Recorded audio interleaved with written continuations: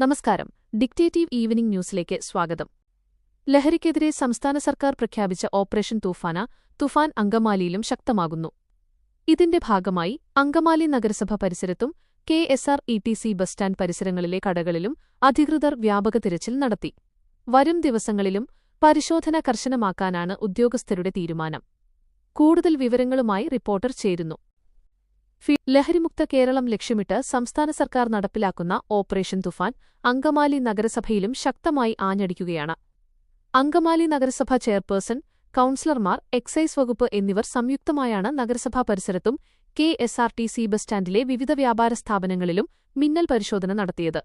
ലഹരി വസ്തുക്കളുടെ വിപണനവും ഉപയോഗവും പൂർണ്ണമായി തടയുക എന്ന ലക്ഷ്യത്തോടെയാണ് ഈ സംയുക്ത നീക്കം. വരും ദിവസങ്ങളിൽ നഗരസഭയും എക്സൈസും പോലീസ് ഡിപ്പാർട്ട്മെന്റും കൈകോർത്തുകൊണ്ട് അങ്കമാലിയിലുടനീളം പരിശോധനകൾ കൂടുതൽ ഊർജിതമാക്കുമെന്ന് അധികൃതർ വ്യക്തമാക്കിയിട്ടുണ്ട്.